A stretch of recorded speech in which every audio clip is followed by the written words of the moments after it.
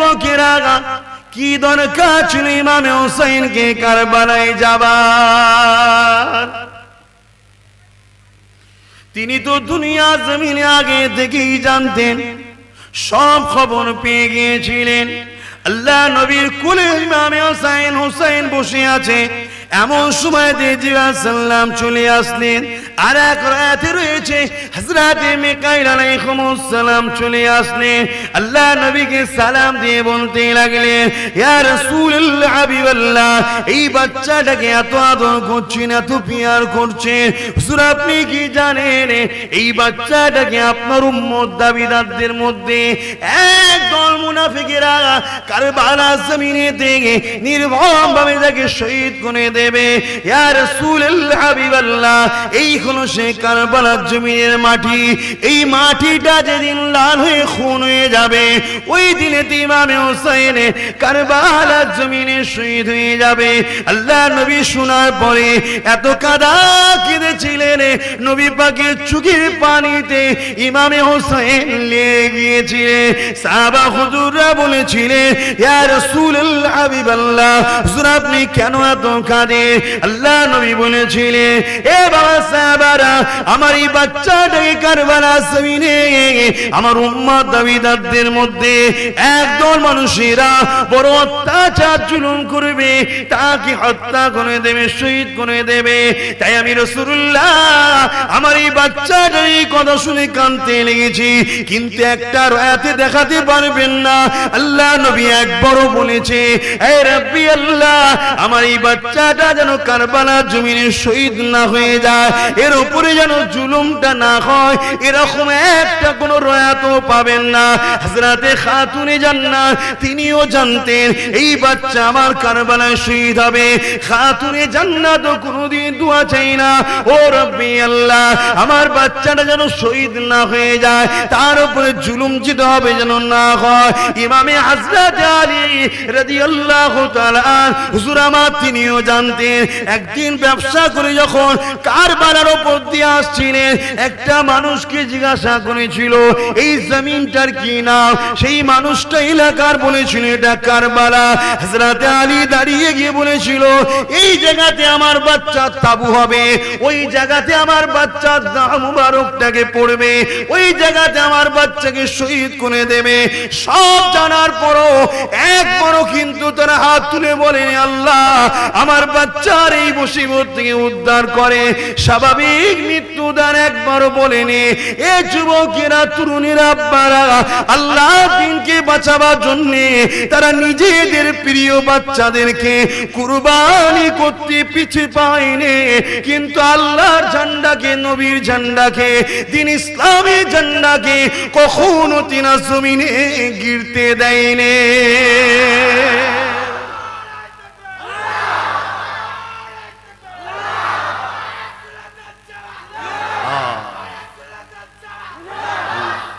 ইমামে হোসেন আল্লাহকে ভালোবেসেছে না বাসেন?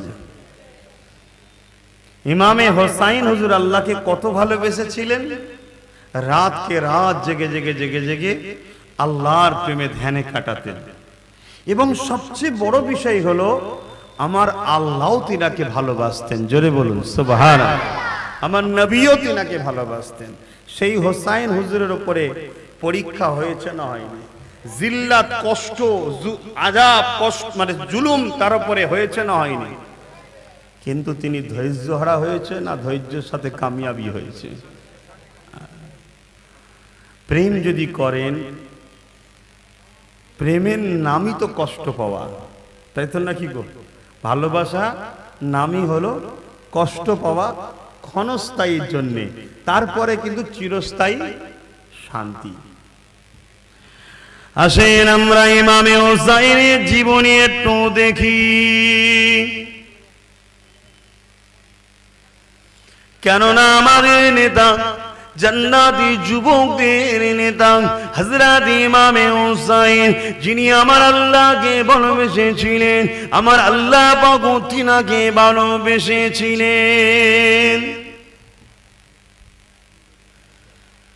এ নওজওয়ানেরা, কত কঠিন পরীক্ষা আল্লাহ বা তিনাকে নিয়েছিলেন, যে পরীক্ষা কথা যদি ছোটবেলা থেকে বলতে লাগি, হুজুর ইমামে হাসান, হুজুর ইমামে হোসাইন, হুজুর দয়ে বিমার হয়েছিল, তিনার আম্মা জান প্রতিজ্ঞা করেছিলেন, আল্লাহ যদি বাচ্চা দুটো বিমারকে শিফা করে দেয় আমি 3টে রোজা রাখবো।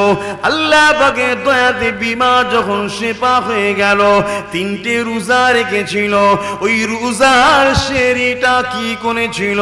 শুধুমাত্র ইফতারিটা করেছিল পানি খেয়ে, এবং ইফতারের জন্য একটা জবের রুটি আর কিছু খাজুর রেখেছিল। একটা জবের রুটি আর কিছু খাজুর, খেজুর। রোজা রেখেছে কে? খাতুনে জান্নাত। রোজা রেখেছে কে? হযরতে আলী। রোজা রেখেছে হাসান হোসাইন, এবং একজন হুজুরের বাড়িতে একজন কাজ করতেন, সেই মহিলাটাও রোজা রেখেছে। হচ্ছে একটা জবের রুটি আর কয়েকটা খাজুর। গরিবী হলে মনে দুঃখ করে লাভ নাই, কেননা মনে রাখবেন আপনার আল্লাহ আপনাকে পরীক্ষা করতে পারে। কাউকে ধন দৌলত দিয়ে পরীক্ষা করে, কাউকে ধন দৌলত কিনে নিয়ে পরীক্ষা করে, কাউকে সন্তান দিয়ে পরীক্ষা করে, কারো সন্তান না দিয়ে পরীক্ষা করে, আবার কাউকে সন্তান কিনে নিয়ে আবার পরীক্ষা করে। এক কথাই মনে রাখবেন, আপনি যদি আল্লাহর উপরে ঈমান নিয়ে আসেন, নবীর উপরে যদি ঈমান নিয়ে আসেন, আপনার উপরে যদি কোনো জুলুম অত্যাচার হয়, মনে রাখবেন দুটো জিনিস হচ্ছে, হয় আপনার গুনাহ মাফ হচ্ছে, না আপনার মাকামকে আল্লাহ পাক আরো বাড়াতে লেগেছে। ধৈর্য ধরতে হবে। একটা বিমার জ্বর, বা এখন কিছুদিন আগে যে মহামারীটা ব্যাপকভাবে চলছিল, আমি জ্বরের কথাই বলছি। এই জ্বর একই রোগ, একটা গুনাহগারের উপরে আসা, একটা মুমিনের উপরে আসা, একটা ওলির উপরে আসা। তিনটের কিন্তু 3টে কারণ আছে। একই জ্বর যখন গুনাহগার, পাপী বা আল্লাহ নাফরমান বান্দা, আল্লাহকে না মাননেওয়ালা বান্দার উপরে যখন আসে, ওটা তার জন্য শাস্তি। আর যখন আল্লাহ মাননেওয়ালা কিন্তু গুনাহগার, তার যখন বিমার হয়, জানতে হবে তার গুনাহ মাফ হচ্ছে। আর যখন এটা আল্লাহর ওলির উপরে হয়, জানতে হবে আল্লাহর ওলির মাকামকে আল্লাহ বাড়াচ্ছে। জোরে বলুন সুবহানাল্লাহ। এটাই তো ঈমান, এটা মাননেওয়ালা তো ঈমান। হুজুর আমার ইফতারটা নিয়ে বসেছে খাবেন বলে, খাতুনে জান্নাত বসে আছে, শেরে খোদা আলী বসে আছে, ইমামে হাসান হোসেন ছোট্ট ছোট্ট 2 বাচ্চা বসে আছে, ঘরের কাজের ওই মানুষটাও বসে রয়েছে। এমন সময় দরজা ঘুরে আওয়াজ এসে যায়, এ আহলে রাসূল, কয়েকদিন ক্ষুধার্ত রয়েছে। কখনো নবীর পরিবার আহলে রাসূলদের কাছ থেকে কেউ খালি হাতে ফিরে যায় না। ক্ষুধার্ত লেগেছে, কিছু খাবারের ব্যবস্থা করে দাও। ঘরে কিছুই নাই, সারাদিন রোজা রেখেছে, পানি খেয়ে সেহরি করেছে, একটাই মাত্র জবের রুটি রয়েছে আর সামান্য খাজুর রয়েছে। ওইটা বার করে দুই মুসাফির গরিবকে দিয়ে দিল, আর আহলে রাসূলরা পানি পান করে ইফতার খুলে নিল। এটা কি কষ্ট নয়? কি এই কষ্ট তো নাকি? কত কষ্ট বলেন তো? কিন্তু তারা কি অখুশি হয়েছে? অখুশি হয়নি। পরের দিন রোজা রেখেছে, সেম ইফতারের সময় আবার একজন এসে হাজির, এই সামান্য খেজুর আর একটা জবের রুটি, আবার সেটা সেই মুসাফিরকে দিয়ে দিল। 3 দিন একই ভাবে পানি খেয়ে ইফতারি আর পানি খেয়ে সেহরি রোজা রাখলেন। তথাপিও কোনোদিন অভিযোগ করেনি যে আল্লাহ আমার এই হাল কেন। এ নওজওয়ানেরা, আল্লাহ পাক খাতুনে জান্নাতকে কি সম্মান দিয়েছে শুনুন। ইমামে হুসাইন হুজুরের কথা বলবো, ইমামে হুসাইন হুজুরের আম্মা জানের কথা শুনুন।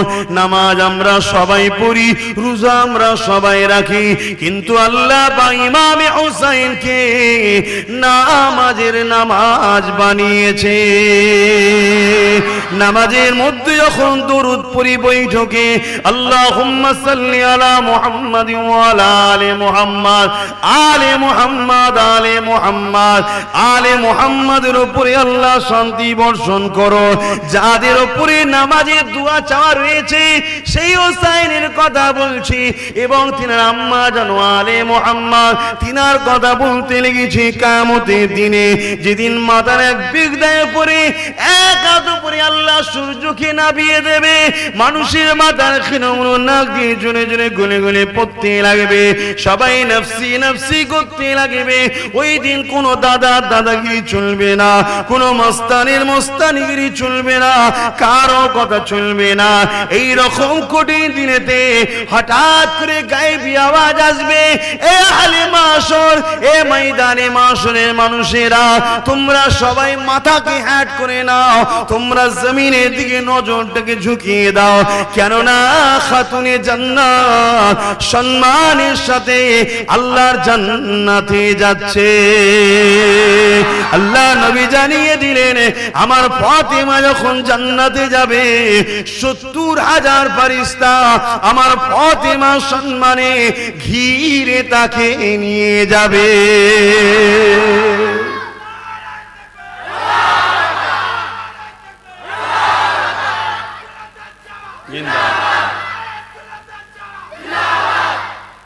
সেই ফাতেমা হুজুরের ঘরে ইফতার হচ্ছে পানি দিয়ে, সেহরি হচ্ছে পানি দিয়ে। বলো, যার আব্বার জন্য কায়নাতকে আল্লাহ তৈরি করেছে, যার আব্বা শুধু একবার তিনার স্ত্রীকে বলেছিল, এ আয়েশা, যদি তুমি বলো উহুদ পাহাড়কে সোনা বানিয়ে দেবো আল্লাহকে বলে, তোমাকে মালিকানা দিয়ে দেবো, ভাঙিয়ে ভাঙিয়ে নাও। দোয়া চাইনি, যদি বলো চাইবো, তার মধ্যেই উহুদ পাহাড়ের নিচের ভাগটা আল্লাহ সোনা বানিয়ে দিয়েছে। জোরে বলুন সুবহানাল্লাহ। সেই নবীর মেয়ের ঘরের খবর দেখুন কি, সেহরি হচ্ছে পানিতে, ইফতার হচ্ছে পানিতে, তথাপিও কোনোদিন উফ আহা করেনি যে আল্লাহ কি জুলুম, কি কষ্টে আমি আছি। আল্লাহকে যদি ভালোবাসো পরীক্ষা তো তোমায় দিতে হবে। কি গো, আজ বুঝছেন তো নাকি?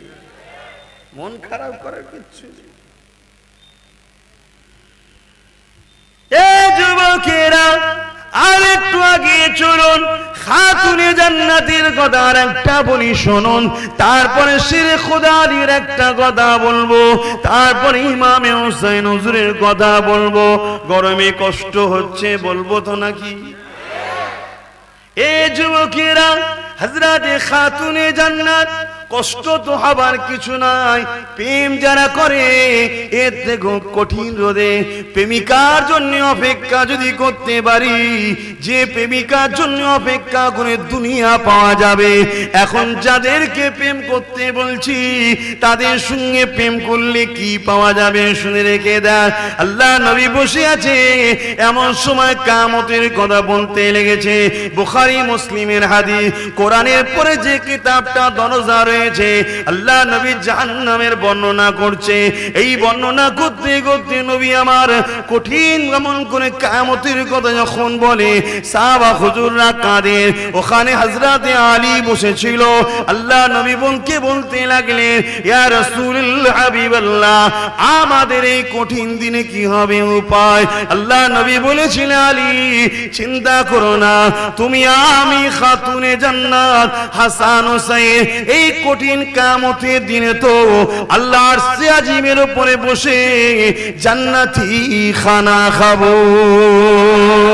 হযরতে আলী কি বলেছিলেন, ইয়া রাসূলুল্লাহ, হাবিবাল্লাহ, আমাদের গোলামদের কি হবে উপায়? আল্লাহ নবী বলেছিলেন, আলী রে, আমাদের প্রেমিকরা, আমাদের বন্ধুরা, আমাদের চাহনেওয়ালারা, আমাদের গোলামেরা দুনিয়ার জমিনে অনেক জিল্লাত খাবে, অনেক লাথি খাবে, অনেক অত্যাচার তাদের উপরে হবে, তথাপি আমাদের প্রেম ছাড়বে না, আমার খানদানকে বুকে করে রেখে দেবে। আমাদের প্রেমিকরাও কিয়ামতের দিনে আমাদের সাথেই খানা খাবে।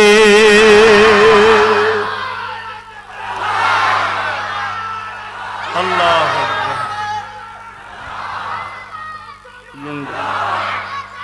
আল্লাহ, চিন্তা করো 50 বছরের আরাম লাগবে?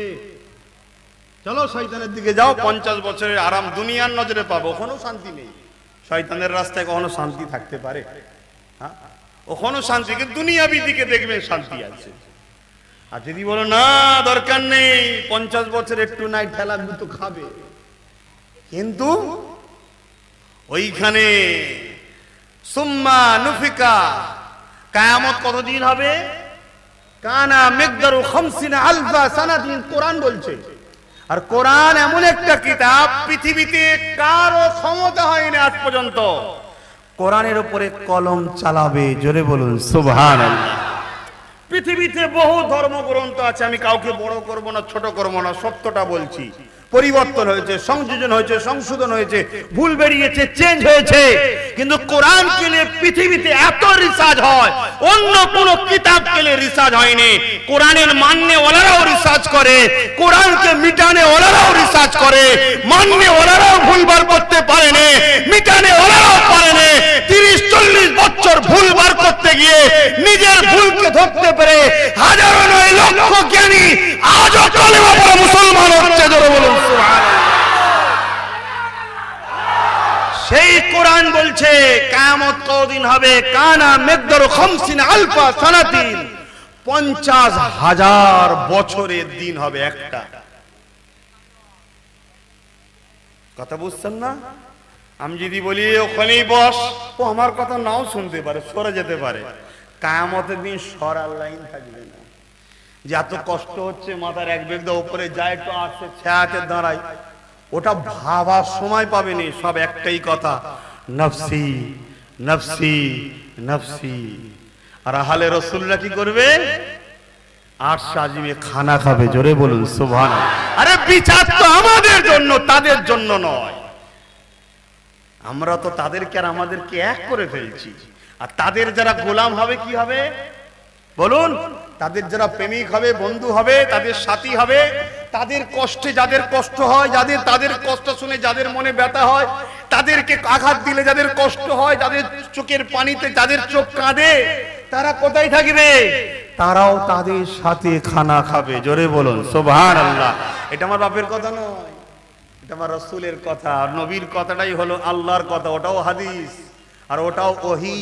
হাদিসটাও ওহী, আর কোরআনটাও ওহী। একটা মতলু, একটা গায়ের মতলু, এটা সরাসরি, একটা ইনডাইরেক্ট, কিন্তু সবটাই আল্লাহর কথা। যে অস্বীকার করে সে কখনো ঈমানদার থাকতে। তাহলে কত মাকাম তাদের, আর তাদের সংসারের হাল কি? আরেকটা খাতুনে জান্নাতের কথা বলি। কি গো, অসুবিধা হচ্ছে? ইনাদের কথা শুনলে অসুবিধা নেই তো? আরে ইনারা তো আমাদের নেতা, তা আমাদের নেতার ঘরের কথা শুনবো না তো কার ঘরের কথা শুনবো? হ্যাঁ, যারা 100% নিখুঁত, যাদের মধ্যে কোনো খাদ নেই, যাদের কথা আলোচনা করাটাও হলো সওয়াবের কাজ, যাদের কথা শোনাটাও সওয়াবের কাজ, যাদের কথা শুনে অন্তরে যদি কারো একবার প্রেম এসে যায়, ওই অন্তরটা ঈমান ঢুকে গেল। জোরে বলুন সুবহানাল্লাহ। তাদের কথা শুনবেন না? হযরতে খাতুনে জান্নাত ফাতেমা জাহরা হুজুরের আরেকটা কথা বলে ইমামে হোসেন হুজুরে আলোচনা করছি। আহা, আল্লাহ রাসূলের দরবারে একদিন একটা মেহমান এসেছে। হুজুর, আমার খিদে লেগেছে। হুজুর, আমি 2 দিন খাওয়া হয়নি কিছু। আল্লাহ রাসূল তাকে কিছু বললেন না, সাথে করে নিয়ে খাতুনে জান্নাত ওনার বেটির ঘরে গেলেন, গিয়ে সালাম দিলেন। সালাম দিবার পরে বলছে, মা, তোমার ঘরে কিছু খাবার আছে? এই মানুষটা 2 দিন খায়নি, আর তোমার আব্বা নবী মুহাম্মদ সাল্লাল্লাহু আলাইহি ওয়াসাল্লাম 3 দিন খায়নি, পেটে পাথর মেরে আছে। এখানে কেউ আছে একবেলা খাওয়া হয়নি? আর তামাম কায়নাত যার জন্য হচ্ছে কদিন খায়নি? 3 দিন পেটে পাথর বেঁধে রয়েছে। অভাব ছিল? আল্লাহর প্রেম, খোদা তুমি জিহালে রাখো, আমি শুকরিয়া। দুনিয়াকে আল্লাহ দেখাচ্ছে যে আমার সব থেকে প্রেমিককে দেখ, 3 দিন আমি খাওয়াইনি, তাও আমার উপর নালিশ দেয়নি, তোর নামাজ নেই, রোজা নেই, দিন রাত আমার বিরুদ্ধে, তারপরও খোঁটা দিচ্ছিস কেন? কথা বুঝছেন না? বোঝেন না? আল্লাহ আমায় কম দেয়নি, তারপরে একটু কষ্ট হলে যদি অবজেকশন দিই যে আল্লাহ শুধু আমার উপরেই জুলুম করছে, নাউজুবিল্লাহ মিন জালিক, বলা তো যাবে না, বুঝাবার জন্য আমি তো বলে ফেলে অনেকে। আমার রাসূল একমাত্র মালিককে যিনি দেখেছেন একজনই, তিনি হযরত প্রফেট মুহাম্মদ সাল্লাল্লাহু আলাইহি ওয়াসাল্লাম, আর কেউ দেখেনি। অতএব তিনি পেটে 3টে পাথর বাঁধা, তিনি বলছেন তোমার আব্বার 3 দিন খাওয়া হয়নি। খাতুনে জান্নাত বলছে আব্বা বসেন, আমি ব্যবস্থা করছি। রাসূল বসে আছেন, সাথে লোকটা বসে আছেন। খাতুনে জান্নাত ঘরে গিয়ে নামাজের মুসাল্লা বিছচ্ছে। ভাই খাবার রেডি করে না, মুসাল্লা বিছচ্ছে কেন? নামাজের মুসাল্লা বিচ্ছে, দূরে কার নামাজ পড়েছে, পড়ে হাত তুলে বলছে আল্লাহ রেজেকের মালিক তো আপনি। আমি ফাতেমা আমার 3 দিন খাওয়া হয়নি। আমি ফাতেমা আপনার উপরে কোনো অভিযোগ দিই না, আপনি জিহালে রেখেছেন, শুকরিয়া। এ দুনিয়ার মুমিনেরা, আমার নবীর আশিকেরা, প্রেম যারা করো তাদের উদ্দেশ্য করে বলি, প্রেম যারা করো না, প্রেমের মজা বুঝবে না, তাদেরকে বলো আমার কোনো লাভ হবে না। খাতুনে জান্নাত কি বলতে লেগেছে, ও রব্বি আল্লাহ, আমি ফাতেমা আমারও 3 দিন খাওয়া হয়নি, রাসূলুল্লাহ 3 দিন খায়নি, খাতুনে জান্নাত তিনার বেটিও 3 দিন খায়নি। আল্লাহ কখনো তোমার কাছে কোনো অভিযোগ দিইনি যে আল্লাহ আমার খাওয়া হয়নি, খেতে দাও। তুমি তোমার বান্দিকে যে হালে রেখেছো আমি খুশি। আল্লাহ পাক শেরে খোদা আলী, আমার স্বামীরও 3 দিন খাওয়াইনি, আমার স্বামীও তোমার কাছে কোনো অভিযোগ দেয়নি।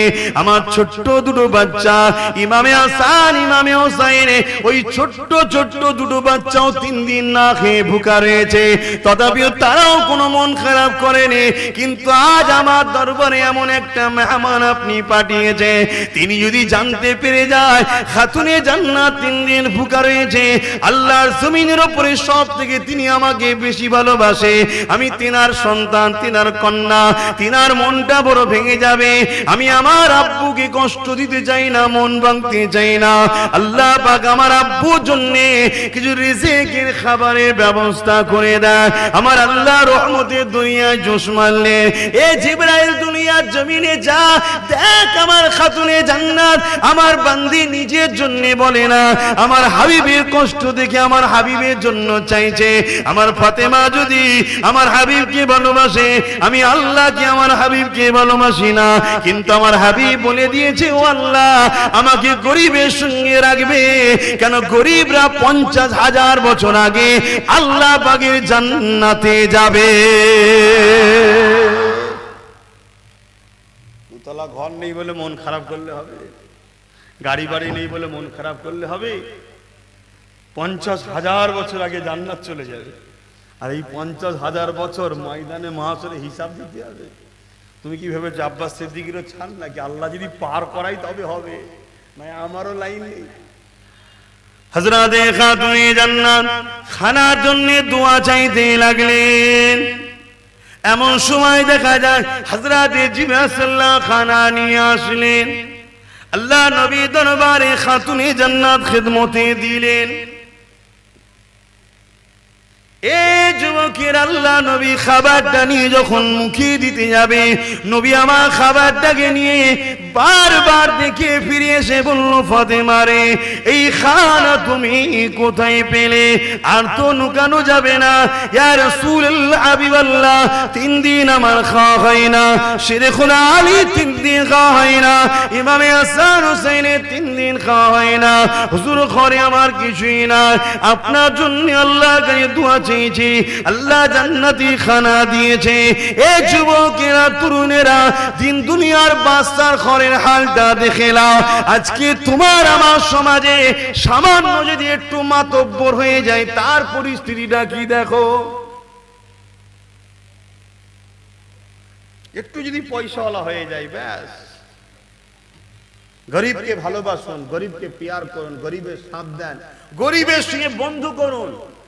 আজকের দুনিয়ায় যদি আপনি গরিবের বন্ধু হন, দুনিয়ায় যে যার বন্ধু হয় পরকালে সে তার সাথে থাকবে, তাই তো নাকি? রাসূলের হাদিস, তাল মারউ মাআ মান আহাব্বা, দুনিয়ায় যে যাকে ভালোবাসবে পরকালে সে তার সাথে থাকবে। আজকে যে আমি দুনিয়ায় কোন একটা গরিবের বন্ধু হতে পারি, ওর সুখে দুঃখে সর্বসময় ওকে গার্ড দেবো, ওকে হেল্প করবো, ওকে পিয়ার করবো, ওকে সহযোগিতা করবো, কিয়ামতের দিনে ওর সাথে আমারও 50,000 বছর আগে যাওয়া হবে। জোরে বলুন সুবহানাল্লাহ। ধনীদের উচিত, প্রত্যেকটা ধনীর উচিত তার পড়োশী গরিবের বন্ধু করা, গরিবের সাথ দেওয়া। কিন্তু এখন গরিব তো দূরের কথা, ধনী লোকরা গরিবদের কথা দেখলে থুতু ফেলে, ঘৃণা লাগে। তুই আমার পাশে কি বসবি, আমি ভিআইপি না? সমাজে এরকম ঘটে না? ঘটে না? এগুলো যদি আমার কওমের কেউ করে থাকো, তাদেরকে বলবো পরিবর্তন হয়ে যাও। কেন আমার রাসূল পাক সাল্লাল্লাহু আলাইহি ওয়াসাল্লাম দুনিয়া আখিরাতের বাদশাহী পাওয়ার পরও গরিবী জিন্দেগিটাকে পছন্দ করেছিলেন। জোরে বলুন সুবহানাল্লাহ। আসে ফিরে আসেন এবারে ইমামে হুসাইনের কথা একটু আলোচনা করি। এ যুবকেরা, কি দরকার ছিল ইমামে হুসাইনকে কারবালায় যাবার? তিনি তো দুনিয়া জমিনে আগে থেকেই জানতেন, সব খবর পেয়ে গিয়েছিলেন। আল্লাহ নবীর কোলে ইমামে হুসাইন বসে আছে, এমন সময় জিবরাইল সাল্লাম চলে আসলেন। আর এক রাতে রয়েছে হযরত মিকাইল আলাইহিস সালাম চলে আসলেন, আল্লাহ নবীকে সালাম দিয়ে বলতে লাগলেন, ইয়া রাসূলুল্লাহ হাবিবাল্লাহ, এই বাচ্চাটাকে এত আদর করছেন, এত পিয়ার করছেন, হুজুর আপনি কি জানেন এই বাচ্চাটাকে আপনার উম্মত দাবিদারদের মধ্যে একদল মুনাফিকেরা কারবালা জমিনে থেকে নির্মমভাবে তাকে শহীদ করে দেবে। ইয়া রাসূলুল্লাহ হাবিবাল্লাহ, এই হলো সেই কারবালার জমিনের মাটি। এই মাটিটা যেদিন লাল হয়ে খুন হয়ে যাবে, ওই দিনে ইমামে হুসাইন কারবালার জমিনে শহীদ হয়ে যাবে। আল্লাহ নবী শোনার পরে এত কাঁদা কেঁদেছিলেন, নবী পাকের চোখের পানিতে ইমামে হুসাইন লেগে গিয়েছিলেন। সাহাবা হুজুররা বলেছিলেন, ইয়া রাসূলুল্লাহ হাবিবাল্লাহ, হুজুর আপনি কেন এত কাঁদেন? আল্লাহ নবী বলেছিলেন, এ বাবা সাহাবারা, আমার এই বাচ্চাটাকে কারবালা জমিনে আমার উম্মত দাবিদারদের মধ্যে একদল মানুষেরা বড় অত্যাচার জুলুম করবে, তাকে হত্যা করে দেবে, শহীদ করে দেবে। তাই আমি রাসূলুল্লাহ আমার এই বাচ্চাটার এই কথা শুনে কাঁদতে লেগেছি, কিন্তু একটা রাতে দেখাতে পারবেন না। আল্লাহ নবী একবারও বলেছে, হে রাব্বি আল্লাহ, আমার এই বাচ্চাটা যেন কারবালার জমিনে শহীদ না হয়ে যায়, এর উপরে যেন জুলুমটা না হয়, এরকম একটা কোন রয়াতও পাবেন না। হযরতে খাতুনে জান্নাত তিনিও জানতেন এই বাচ্চা আমার কারবালায় শহীদ হবে। খাতুনে জান্নাত কোনোদিন দোয়া চাই না, ও রাব্বি আল্লাহ, আমার বাচ্চাটা যেন শহীদ না হয়ে যায়, তার উপরে জুলুম যেতে হবে যেন না হয়। ইমামে হযরত আলী রাদিয়াল্লাহু তাআলা হুজুর আমার তিনিও জানতেন, একদিন ব্যবসা করে যখন কারবালার উপর দিয়ে আসছিলেন, একটা মানুষকে জিজ্ঞাসা করেছিল এই জমিনটার কি নাম? সেই মানুষটা এলাকার বলেছিল এটা কারবালা। হযরত আলী দাঁড়িয়ে গিয়ে বলেছিল, এই জায়গাতে আমার বাচ্চা তাবু হবে, ওই জায়গাতে আমার বাচ্চা দাম মুবারকটাকে পড়বে, ওই জায়গাতে আমার বাচ্চাকে শহীদ করে দেবে। সব জানার পরও একবারও কিন্তু তারা হাত তুলে বলেন, আল্লাহ আমার বাচ্চার এই মুসিবত থেকে উদ্ধার করে স্বাভাবিক মৃত্যুদান একবারও বলেনি। এ যুবকেরা, তরুণীরা, আব্বারা, আল্লাহ দিনকে বাঁচাবার জন্য তারা নিজেদের প্রিয় বাচ্চাদেরকে কুরবানি করতে পিছে পায়নি, কিন্তু আল্লাহর ঝান্ডাকে, নবীর ঝান্ডাকে, দিন ইসলামের ঝান্ডাকে কখনো তিনা জমিনে গিরতে দেয়নি।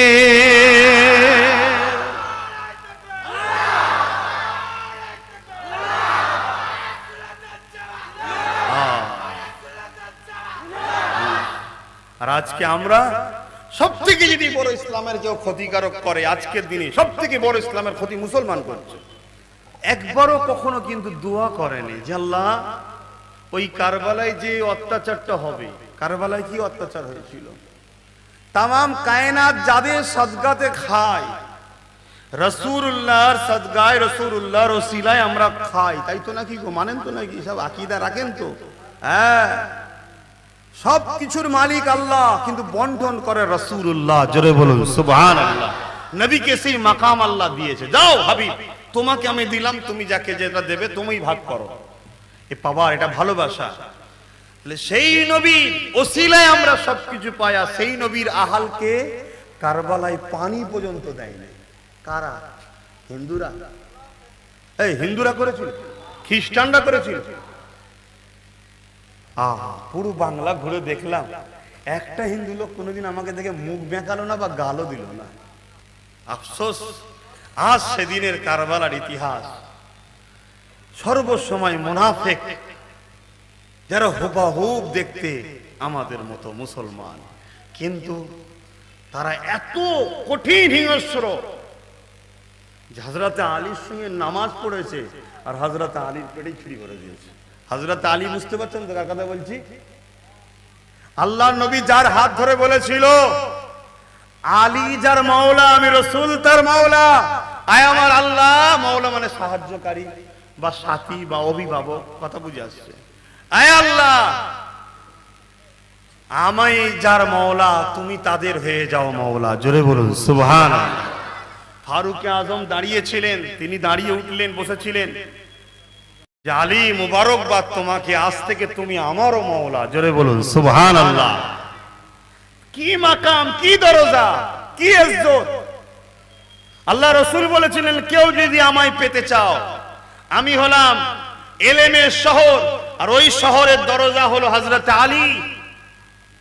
কেউ যদি আমায় পেতে চাও, আলী ছাড়া পাবে না। অর্থাৎ আলীর সঙ্গে গুস্তাগি করে, হযরতে শেরে খোদা আলীর সঙ্গে ঝগড়া করে, আলীর সঙ্গে দুশ্মনী করে কেউ যদি বলে মুহাম্মদ রাসূলকে ভালোবাসি, এ কাজ্জাব, মিথ্যুক, ধোঁকাবাজ, প্রতারণাকারী।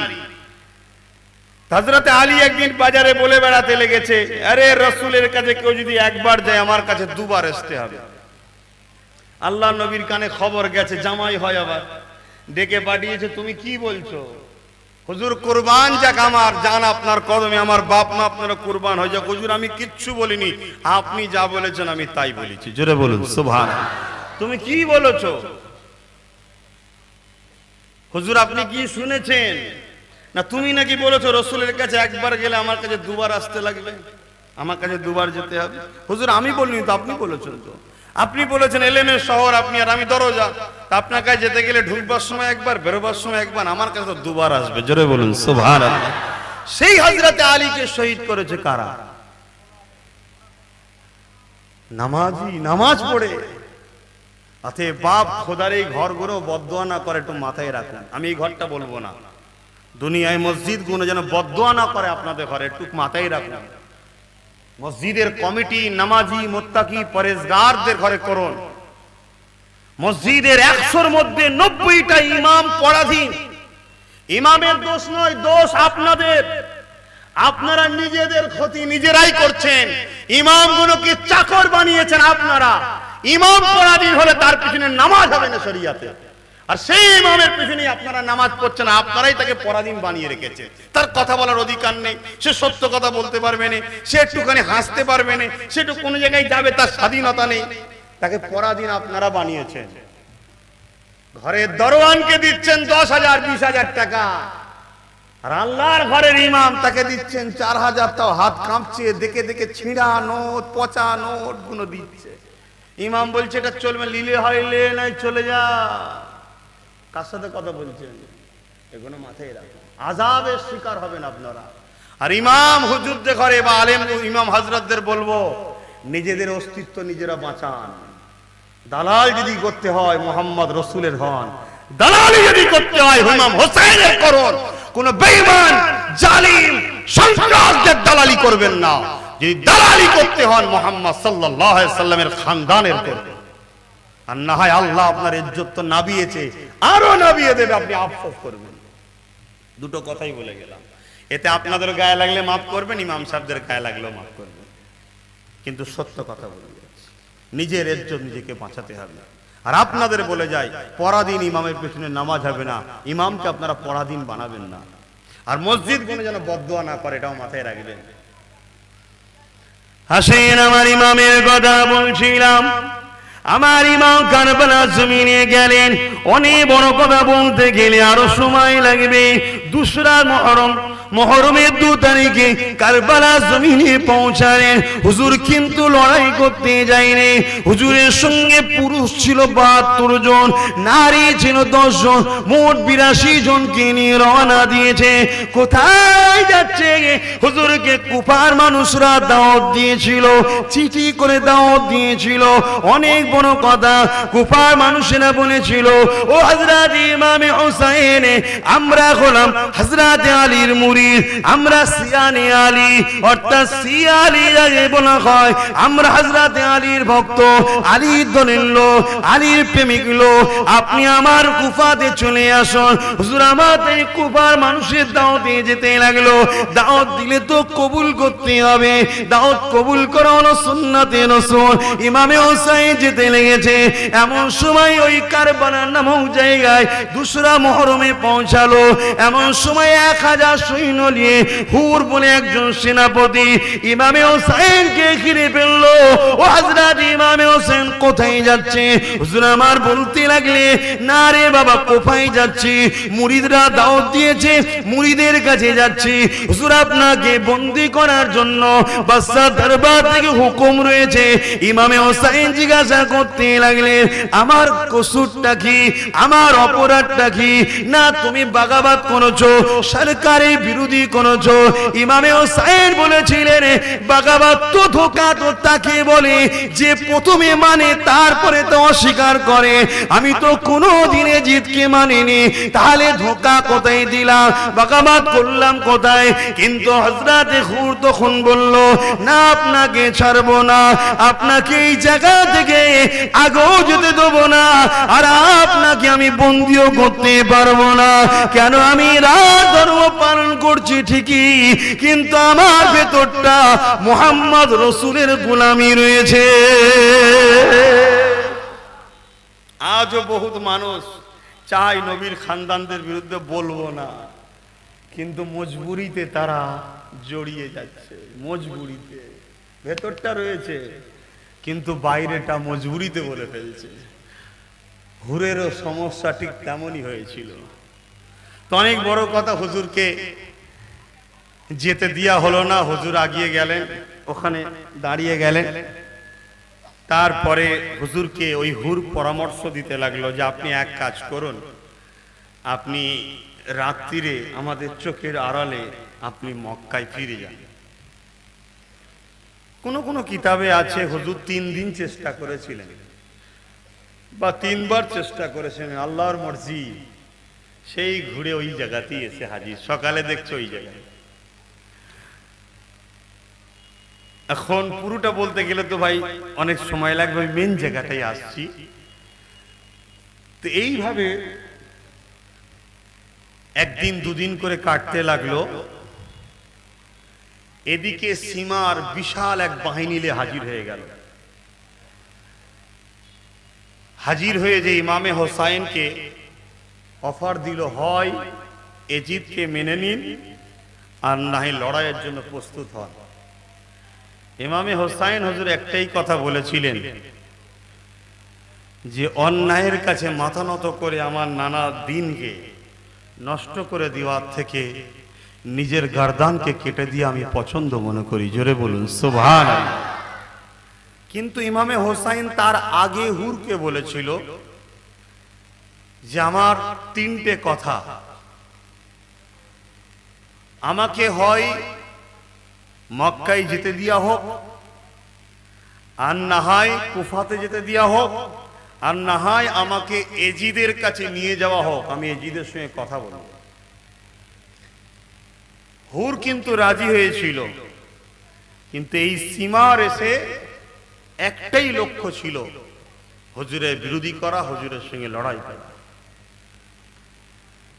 9 মুহররমে এমন করে সৈন্য যখন হামলা করতে যাবে, ওই রাতটুকু হুজুর আবার লোক পাঠিয়ে বলল যে আজকে রাতটুকু যেন হামলা না করে, আজকে রাতটুকু যেন বিরত রাখা হয়।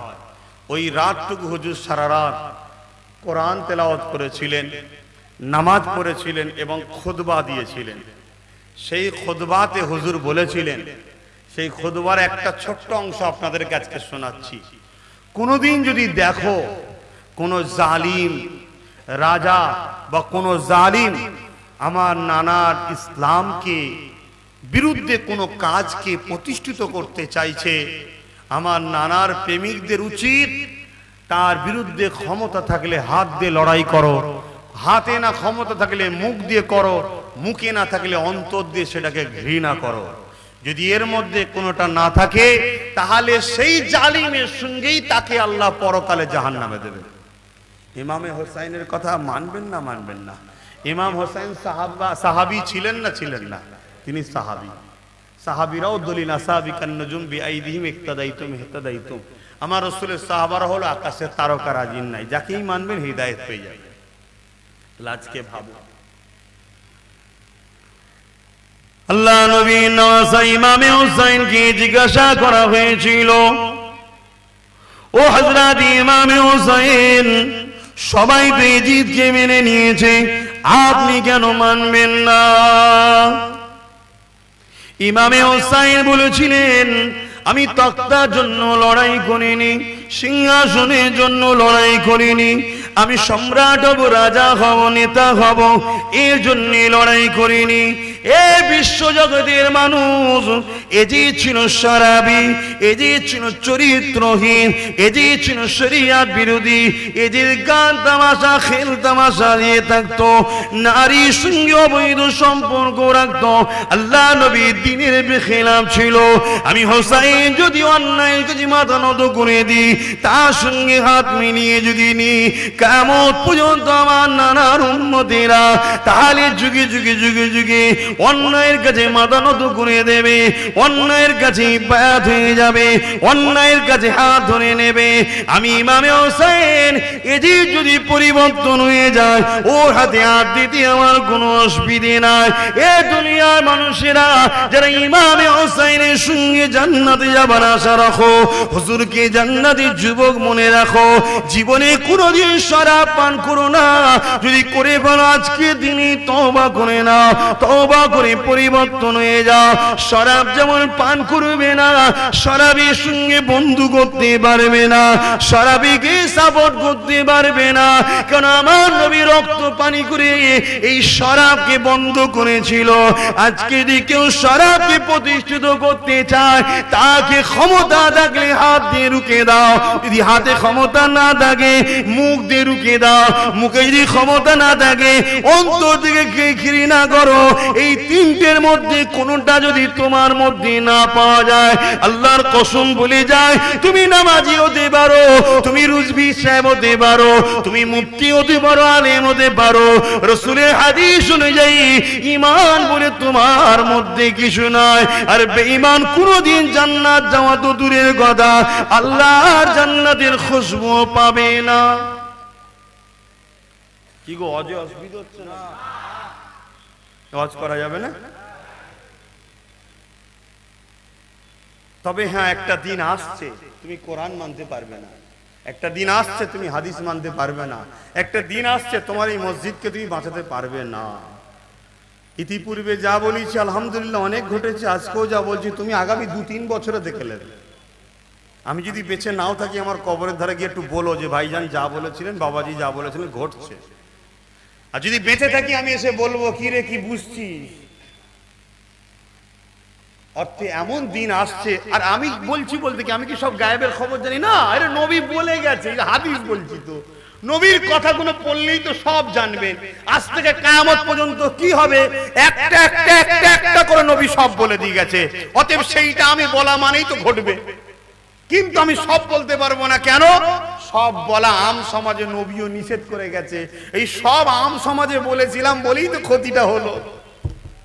কেন? আমার মধ্যে কিছু ভালোবাসা সেজে মুনাফিক ঢুকেছিল, তারাই ক্ষতিটা করে দিল। কথা বুঝছেন না? আমি দুনিয়াবি নজরে ক্ষতি বলছি, কিন্তু আমি দেখছি অনেক বড় লাভ হয়েছে।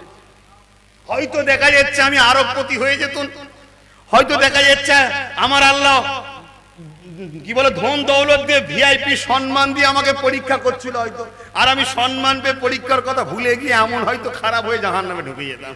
আর এখন উল্টো হয়েছে, উল্টো হওয়াতে শুধু দাদা হুজুরের মাজারে, খাজা হুজুরের মাজারে, হুজুরের মাজার নামাজে কাঁদছে। আল্লাহ কিছু ভুল হয়ে গেল না তো? কিছু ভুল হয়ে গেল না তো? শুধু তালাশ করছি, আর যদি অভাব না থাকে তো তালাশই করবো না তো? আল্লাহ ভালোবাসে বলেই তো টেনে ধরেছে, ঠিক না বেটি? যাস নি পাওয়া। কিন্তু রাত চিরস্থায়ী থাকে না, সকাল হবে, ধৈর্য ধরতে হবে। রাস্তায় বেরিয়েছো, যাবে তুমি কলকাতায়, যে দেখছো রোড বন্ধ, যে দেখছো রোড বন্ধ, কোনো কারণে রোড বন্ধ, ব্লক হয়ে গেছে, তোমার লক্ষ্য কলকাতায় যেতে হবে, আর কি রাস্তা নাই? একটু পরিকল্পনা চেঞ্জ করে দাও, অন্য রাস্তাতে ঘুরে চলে যাও, কিন্তু তোমাকে কলকাতায় যেতেই হবে, তোমার টার্গেট চেঞ্জ করলে হবে না। আশা করছি আলহামদুলিল্লাহ বুঝনেওয়ালা সব বুঝে নিয়েছে, ঠিক না বেটি? ইনশাল্লাহ বলেন ইনশাল্লাহ। আজ আলহামদুলিল্লাহ এই যে সব ব্যাটালিয়ান আল্লাহ করে, আজ এইটুখানি, কালকে এতটুকু হবে ইনশাল্লাহ। যাই হোক, কি কথা বলছিলাম, হুজুর কারবালার ময়দানে হুজুর হাজির 9 তারিখে সারা রাত ইবাদত করতে লেগেছে। আহা কি অবস্থা! ছোট্ট একটা বাচ্চা আলী আসগার, কি নাম? আলী আসগার, আলী আকবর, আলী আসগার, আলী আওসাত। হুজুরের 3টে সন্তান, 2টো মেয়ে। একটা মেয়ে কারবালায় ছিল, হযরতে সুকাইনা, আমরা সবাই সাকিনা বলি। হযরতে সুকাইনা ছোট্ট বাচ্চা মেয়ে, এত বাচ্চা সবসময় আব্বার কোলেই থাকে, বুকের ওপরেই খেলে, এত ছোট্ট বাচ্চা। আরে এনারা তো যাচ্ছে কুফাতে, মুরিদের বাড়ি যাচ্ছে, মুরিদরা দাওয়াত করেছে। হুজুর আরেকটা কথা বলতে ভুলে গেছে, এটা একটু শুনে রাখা দরকার তোমাদের, কেন এখনো কিছু লোক হয়তো কুফারই অনুসরণ করে চলছে থাকতে পারে। তো হুজুর এই কারবালাতে যখন তাবু করলেন, বললেন এখান থেকে তো কুফা বেশি দূর নয়, কয়েকজনকে পাঠালেন, যাও কুফার লোককে গিয়ে বলো হুজুর কারবালায় এসেছে, ওইখানে হাজির হতে, ওখানেই বায়াত হবে, ওখানেই দ্বীনের শিক্ষা দেওয়া হবে, ওখানে চলো। তো হুজুর যখন খবর পাঠালেন, কুফা থেকে একজন মানুষ এসছে, এসে বলছেন হুজুর আপনি কোথায় যাচ্ছেন? না কুফায় যাচ্ছি। বলেছিল হুজুর কুফার মানুষের দিলটা আপনার সাথে আছে, কিন্তু অর্থ পেয়ে ওরা সরকারের দিকে চলে গেছে। বুঝতে পারছেন না? চলে গেছে হুজুর, ওরা এখন তরোয়াল ধরেছে, আপনার বিরুদ্ধেই লড়বে বলে। হুজুরের বড় আফসোস হলেন, 22,000 সৈন্য এসেছে, 22,000 লোক আবার হুজুরের বিরুদ্ধে তরোয়াল ধরেছে, সামান্য কিছু পয়সাতে। বুঝতে পারছেন তো? এটা দুনিয়া, এটা দুনিয়া। কিন্তু আপনাদের প্রশ্ন করি, যারা হুজুরের বিরুদ্ধে তরোয়াল ধরলো সামান্যই পয়সা, তাদের দুনিয়াটাও বরবাদ হলো আর আখিরাত বরবাদ হলো। হযরত ইমামে পাক হুজুর আমার এমন করে রাত জেগে ইবাদত করতে লাগলেন। এই যুবকেরা হুজুর আমার সে রাতে দিয়ে তাহাজ্জুদে নামাজ পড়ে নিয়ে একটু বিছানাতে পিঠ দিয়েছেন, হুজুর আমার ঘুমিয়ে পড়েছেন। কিছুক্ষণ পরে উঠে হুজুর আমার মুচকে মুচকে হাসে। হুজুরের বোন এসে হাজির হয়ে যায়, ভাই আপনি কেন আসেন? ওই সময় ইমামে হোসেন বলেছিলেন, নানা জান কে কবে দেখলাম, নানা জান আমার জন্য আবে কৌসারের পানি নিয়ে দাঁড়িয়ে আছে, নানা দেরি করো না, চলে আসো, তুমি আবে কৌসারের পানি আমার কাছে পান করবে। অতএব সময় আমার বেশিক্ষণ নাই, আমাকে দুনিয়া ছেড়ে চলে যেতে হবে। তোমাদের কি আল্লাহর আমানে রেখে দিলাম। অনেক বড় কথা, একটার পর একটা, পরের দিন লড়াই শুরু হয়ে যায়।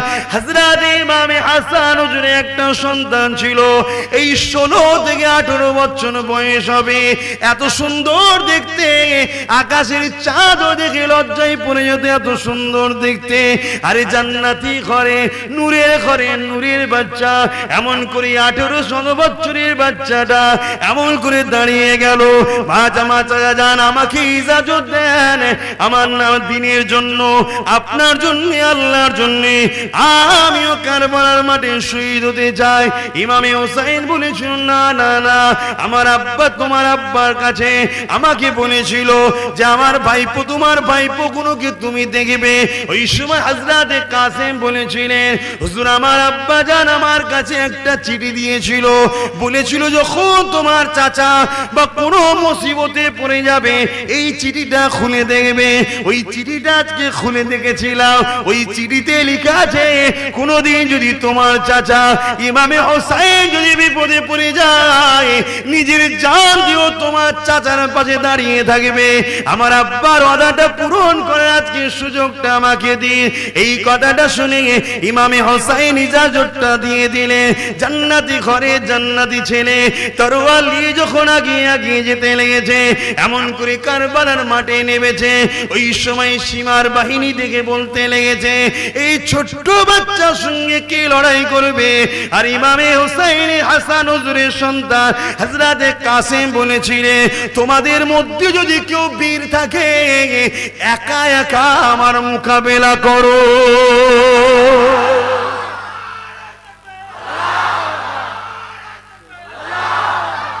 একা একা আসো, ঝাঁকে ঝাঁকে সৈন্য পাঠিয়ে দিচ্ছ কেন? একা একা লড়ো, বীরত্ব তবে তো প্রমাণ হবে, ঠিক না বেটি? চলো একা একা লড়ো। ঝাঁকে ঝাঁকে সৈন্য পাঠাচ্ছে, চারিদিক থেকে তীর মারছে, ততক্ষণ মানুষ দাঁড়িয়ে থাকবে সেই মাঠে, ঠিক না বেটি? সেই মাঠে একজন বড় পালোয়ান ছিল, খুব অহংকারী, তার সাথে কেউ লড়াই করে পারত না। সে বলল, তোমার সাথে আমারও এক ছেলে আছে, তার 4টে ছেলে ছিল, তাকে পাঠালো।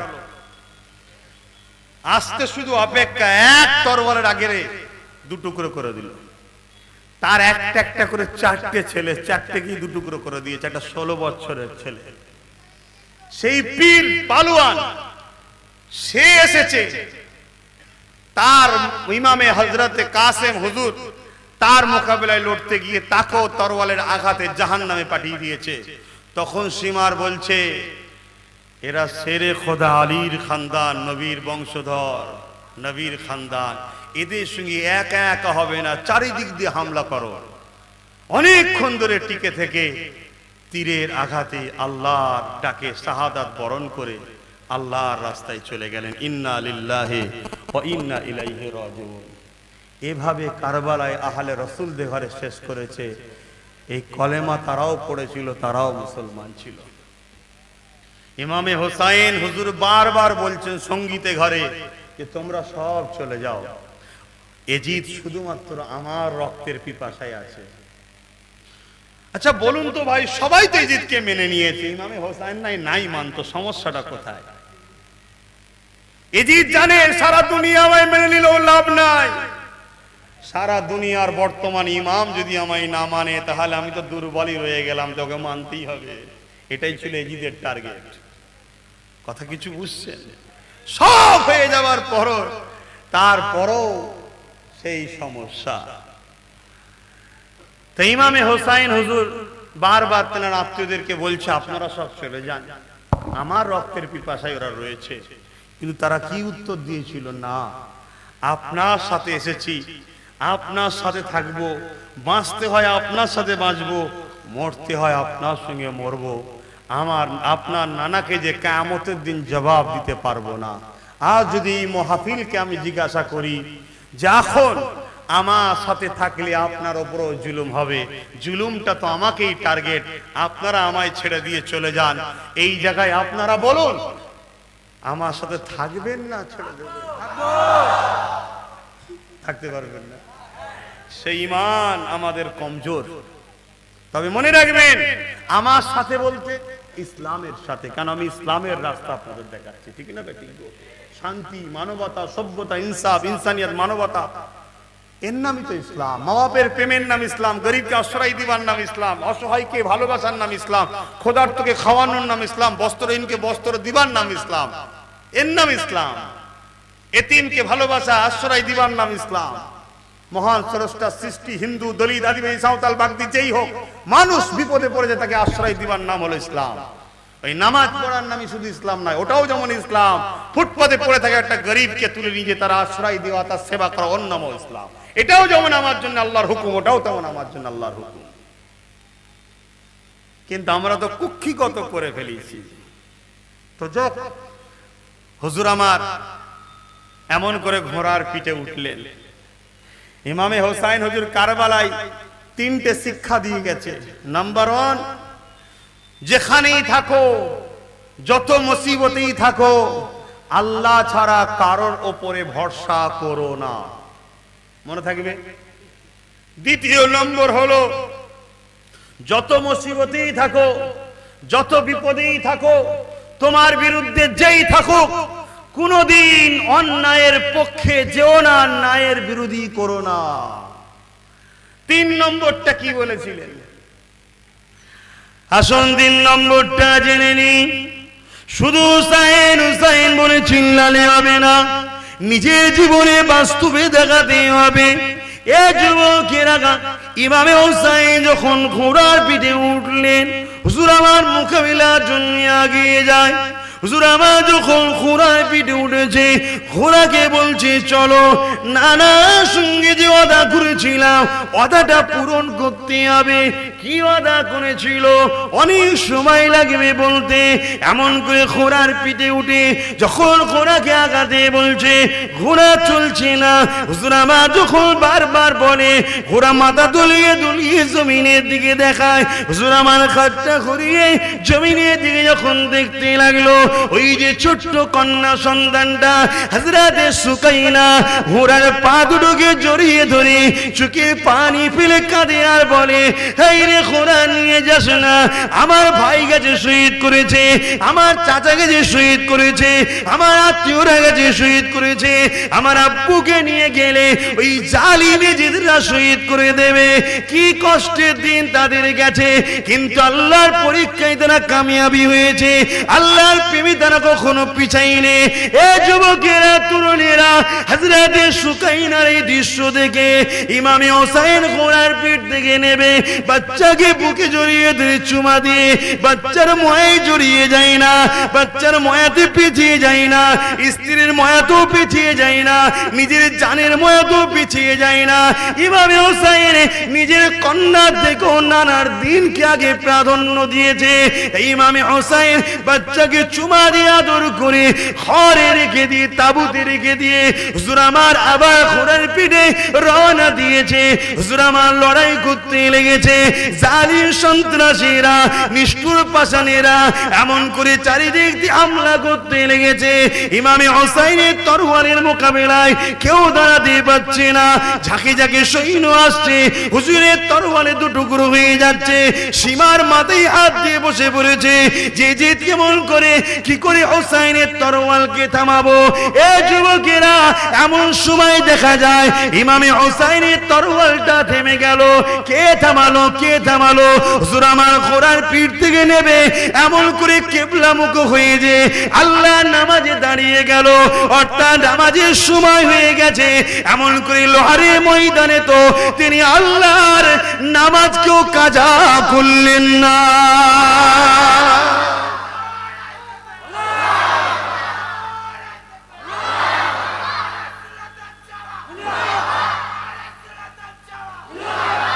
প্রেম আল্লাহর উপরে তো এইটা।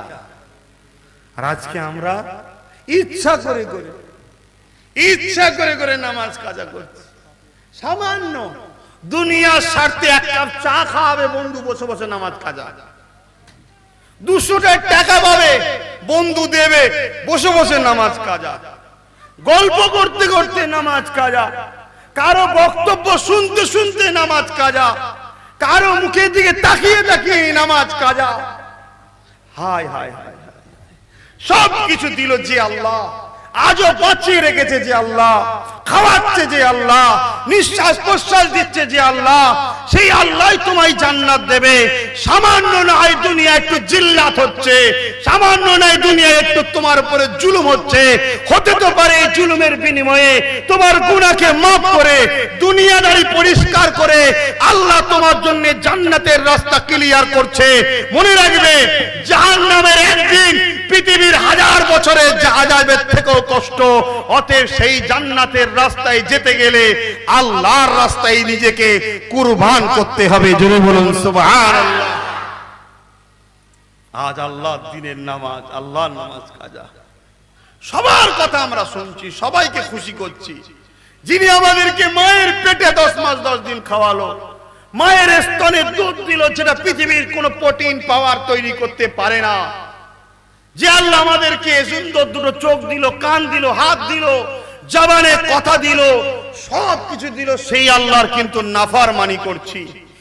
আজ মুসলমান সমাজ ঈমানদারদের বলি, আসো ঐক্যবদ্ধ হও, আমরা নবীকে মানবো, আল্লাহ ওয়ালাদের সাথে থাকবো, তৈরি হও, না হয় বহুত মুসিবত আসছে। যে মুসিবত তোমার দুনিয়াকেও কেড়ে নেবে, যে মুসিবত তোমার আখিরাতকেও কেড়ে নেবে। দুনিয়া যাই যাক, আখিরাত না চলে যায়, এটা তুমি মাথায় রেখে দিও। এ যুবকেরা, কি দরকার ছিল ইমামে হুসাইনকে কারবালায় যাবার? তিনি তো দুনিয়া জমিনে আগে থেকেই জানতেন, সব খবর পেয়ে গিয়েছিলেন। আল্লাহ নবীর কোলে ইমামে হুসাইন বসে আছে, এমন সময় জিবরাইল সাল্লাম চলে আসলেন।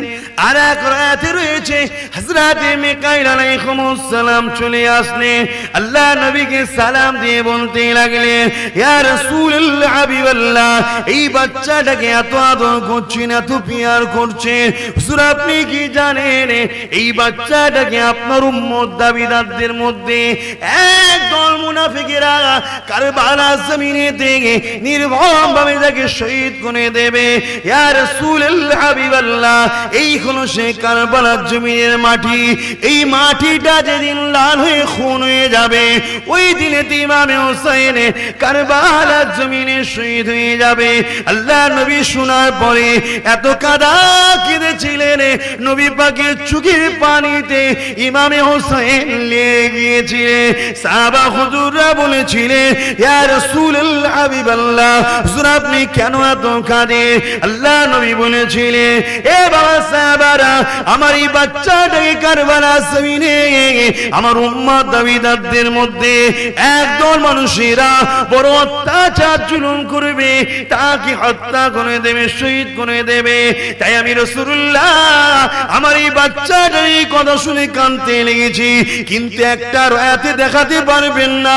আল্লাহ নবী একবারও বলেছে, হে রাব্বি আল্লাহ, আমার এই বাচ্চাটা যেন কারবালার জমিনে শহীদ না হয়ে যায়, এর উপরে যেন জুলুমটা না হয়, এরকম একটা কোনো রয়াতও পাবেন না। হযরতে খাতুনে জান্নাত তিনিও জানতেন এই বাচ্চা আমার কারবালায় শহীদ হবে। খাতুনে জান্নাতও কোনোদিন দোয়া চাই না, ও রাব্বি আল্লাহ, আমার বাচ্চাটা যেন শহীদ না হয়ে যায়, তার উপরে জুলুম যেতে হবে যেন না হয়। ইমামে হযরত আলী রাদিয়াল্লাহু তাআলা হুজুর আমার তিনিও জানতেন, একদিন ব্যবসা করে যখন কারবালার উপর দিয়ে আসছিলেন, একটা মানুষকে জিজ্ঞাসা করেছিল এই জমিনটার কি নাম? সেই মানুষটা এলাকার বলেছিল এটা কারবালা। হযরত আলী দাঁড়িয়ে গিয়ে বলেছিল, এই জায়গাতে আমার বাচ্চা তাবু হবে, ওই জায়গাতে আমার বাচ্চা মুবারকটাকে পড়বে, ওই জায়গাতে আমার বাচ্চাকে শহীদ করে দেবে। সব জানার পরও একবারও কিন্তু তারা হাত তুলে বলেন, আল্লাহ আমার বাচ্চার এই মুসিবত থেকে উদ্ধার করে স্বাভাবিক মৃত্যুদান একবারও বলেনি।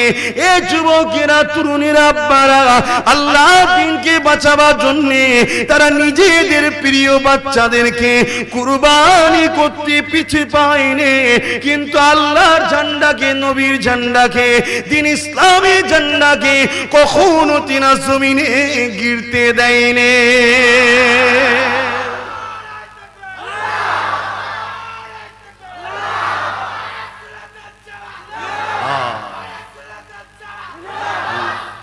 ইমামে হোসাইন আল্লাহকে ভালোবেসেছে না বাসেননি? ইমামে হোসাইন হুজুর আল্লাহকে কত ভালোবেসেছিলেন, রাতকে রাত জেগে জেগে জেগে জেগে আল্লাহর প্রেমে ধ্যানে কাটাতেন। এবং সবচেয়ে বড় বিষয় হলো আমার আল্লাহও তিনাকে ভালোবাসতেন। জোরে বলুন সুবহানাল্লাহ। আমার নবীও তিনাকে ভালোবাসতেন। সেই হোসাইন হুজুরের উপরে পরীক্ষা হয়েছে না হয়নি? জিল্লাত, কষ্ট, আযাব, কষ্ট মানে জুলুম তার উপরে হয়েছে না হয়নি? কিন্তু তিনি ধৈর্যহারা হয়েছে না ধৈর্যের সাথে কামিয়াবি হয়েছে? প্রেম যদি করেন, প্রেমের নামই তো কষ্ট পাওয়া, তাই তো নাকি গো? ভালোবাসা নামই হলো কষ্ট পাওয়া ক্ষণস্থায়ীর জন্যে, তারপরে কিন্তু চিরস্থায়ী শান্তি। আসেন আমরা ইমামে হোসাইনের জীবনী একটু দেখি। কেননা আমাদের নেতা, জান্নাতি যুবকদের নেতা হযরত ইমামে হোসাইন, যিনি আমার আল্লাহকে ভালোবেসেছিলেন, আমার আল্লাহ পাক তিনাকে ভালোবেসেছিলেন। এ নওজওয়ানেরা, কত কঠিন পরীক্ষা আল্লাহ পাক তিনাকে নিয়েছিলেন। যে পরীক্ষা কথা যদি ছোটবেলা থেকে বলতে লাগি, হুজুর ইমামে হাসান, হুজুর ইমামে হোসাইন হুজুর দয়ে বিমার হয়েছিল। তিনার আম্মা জান প্রতিজ্ঞা করেছিলেন, আল্লাহ যদি বাচ্চা দুটো বিমারকে শিফা করে দেয়, আমি 3টে রোজা রাখবো।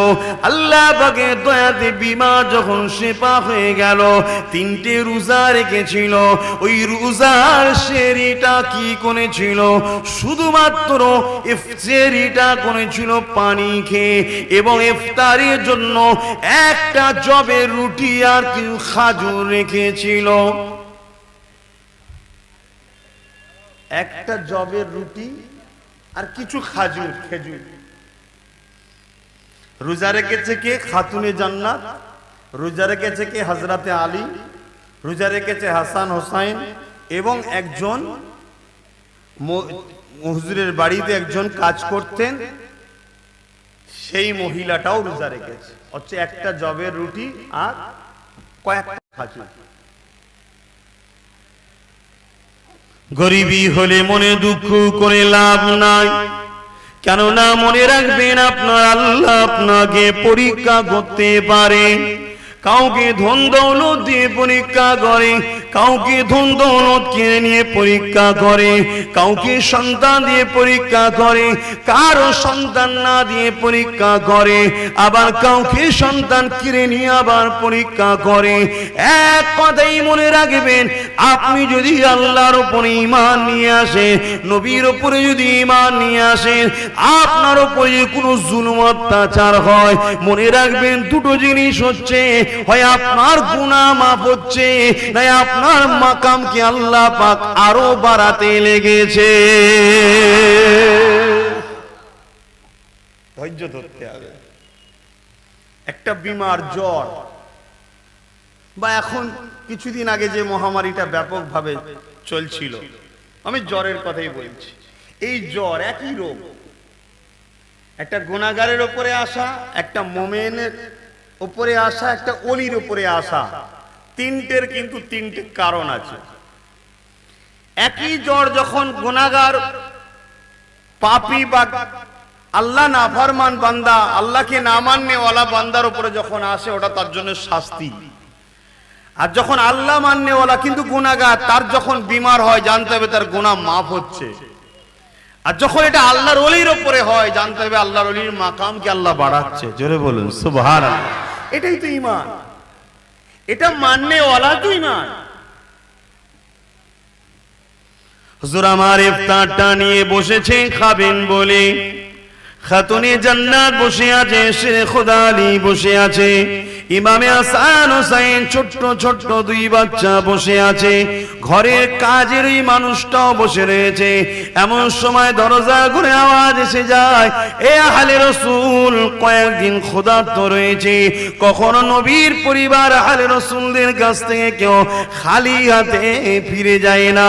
ক্ষুধার্ত লেগেছে, কিছু খাবারের ব্যবস্থা করে দাও। ঘরে কিছুই নাই, সারাদিন রোজা রেখেছে, পানি খেয়ে সেহরি করেছে, একটাই মাত্র জবে রুটি রয়েছে আর সামান্য খাজুর রয়েছে, ওইটা বার করে দুই মুসাফির গরিবকে দিয়ে দিল। আর আহলে রাসূলরা পানি পান করে ইফতার খুলে নিল। এটা কি কষ্ট নয়? কি এই কষ্ট তো নাকি? কত কষ্ট বলেন তো। কিন্তু তারা কি অখুশি হয়েছে? অখুশি হয়নি। পরের দিন রোজা রেখেছে, সেম ইফতারের সময় আবার একজন এসে হাজির, এই সামান্য খেজুর আর একটা জবের রুটি, আবার সেটা সেই মুসাফিরকে দিয়ে দিল। 3 দিন একই ভাবে পানি খেয়ে ইফতারি আর পানি খেয়ে সেহরি রোজা রাখলেন। তথাপিও কোনোদিন অভিযোগ করেনি যে আল্লাহ আমার এই হাল কেন।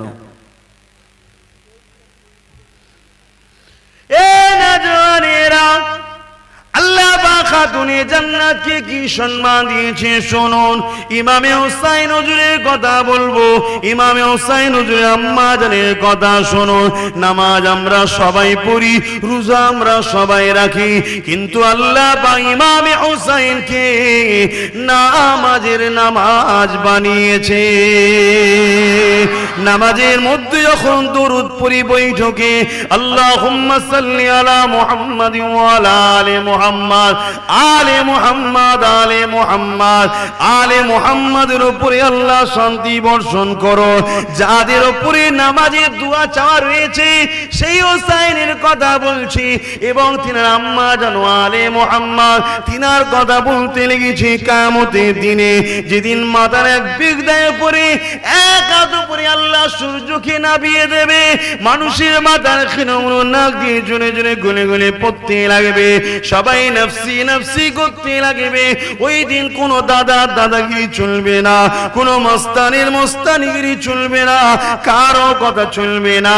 এই রকম কঠিন দিনেতে হঠাৎ করে গায়েবী আওয়াজ আসবে, এ আহলে মাশর, এ ময়দানে মাশরের মানুষেরা, তোমরা সবাই মাথাকে হ্যাট করে নাও, তোমরা জমিনের দিকে নজরটাকে ঝুঁকিয়ে দাও, কেননা খাতুনে জান্নাত সম্মানের সাথে আল্লাহর জান্নাতে যাচ্ছে।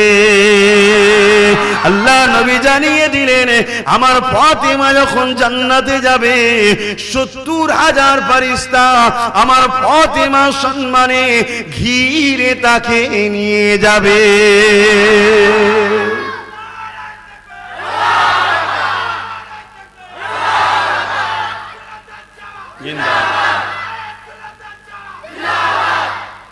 সেই ফাতেমা হুজুরের ঘরে ইফতার হচ্ছে পানি দিয়ে, সেহরি হচ্ছে পানি দিয়ে। বলো, যার আব্বার জন্য কায়নাতকে আল্লাহ তৈরি করেছে, যার আব্বা শুধু একবার তিনার স্ত্রীকে বলেছিল, এই আয়েশা যদি তুমি বলো উহুদ পাহাড়কে সোনা বানিয়ে দেবো আল্লাহকে বলে, তোমাকে মালিকানা দিয়ে দেবো, ভাঙিয়ে ভাঙিয়ে নাও। দোয়া চাইনি, যদি বলো চাইবো, তার মধ্যেই উহুদ পাহাড়ের নিচের ভাগটা আল্লাহ সোনা বানিয়ে দিয়েছে। জোরে বলুন সুবহানাল্লাহ। সেই নবীর মেয়ের ঘরের খবর দেখুন, কি সেহরি হচ্ছে পানিতে, ইফতার হচ্ছে পানিতে, তথাপিও কোনোদিন উফ আহা করেনি যে আল্লাহ কি জুলুম, কি কষ্টে আমি আছি। আল্লাহকে যদি ভালোবাসো পরীক্ষা তো তোমায় দিতে হবে। কি গো, আজ বুঝছেন তো নাকি? মন খারাপ করার কিচ্ছু নেই। যুবকেরা আর একটু আগে চলুন, খাতুনে জান্নাতের কথা আর একটা বলি শুনুন, তারপরে শিরে খোদার একটা কথা বলবো, তারপরে ইমামে হুসাইন হুজুরের কথা বলবো। গরমে কষ্ট হচ্ছে বলবো তো নাকি? এ যুবকেরা, হযরতে খাতুনে জান্নাত কষ্ট তো হবার কিছু নাই। প্রেম যারা করে এর থেকে কঠিন রোদে প্রেমিকার জন্য অপেক্ষা যদি করতে পারি, যে প্রেমিকার জন্য অপেক্ষা করে দুনিয়া পাওয়া যাবে, এখন যাদেরকে প্রেম করতে বলছি তাদের সঙ্গে প্রেম করলে কি পাওয়া যাবে শুনে রেখে দেন। আল্লাহ নবী বসে আছে, এমন সময় কিয়ামতের কথা বলতে লেগেছে। বুখারী মুসলিমের হাদিস, কোরআনের পরে যে কিতাবটা দরজা রয়েছে, আল্লাহ নবী জাহান্নামের বর্ণনা করছে। এই বর্ণনা করতে করতে নবী আমার কঠিন এমন করে কিয়ামতের কথা যখন বলে, সাহাবা হুজুররা কাঁদেন। ওখানে হযরতে আলী বসেছিল। আল্লাহ নবী বলতে লাগলেন, ইয়া রাসূলুল্লাহ হাবিবাল্লাহ, আমাদের এই কঠিন দিনে কি হবে উপায়? আল্লাহ নবী বলেছিলেন, আলী চিন্তা করো না, তুমি আমি খাতুনে জান্নাত হাসান হুসাইন এই কঠিন কিয়ামতের দিনে তো আল্লাহর আরশে আজিমের উপরে বসে জান্নাতি খানা খাবো। হযরতে আলী কি বলেছিলেন, ইয়া রাসূলুল্লাহ হাবিবাল্লাহ, আমাদের গোলামদের কি হবে উপায়? আল্লাহ নবী বলেছিলেন, আলী রে, আমাদের প্রেমিকরা, আমাদের বন্ধুরা, আমাদের চাহনেওয়ালারা, আমাদের গোলামেরা দুনিয়ার জমিনে অনেক জিল্লাত খাবে, অনেক লাথি খাবে, অনেক অত্যাচার তাদের উপরে হবে, তথাপি আমাদের প্রেম ছাড়বে না, আমার খানদানকে বুকে করে রেখে দেবে। আমাদের প্রেমিকরাও কিয়ামতের দিনে আমাদের সাথেই খানা খাবে।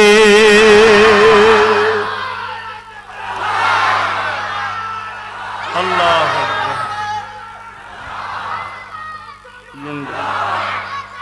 আল্লাহ, চিন্তা করো, 50 বছরের আরাম লাগবে?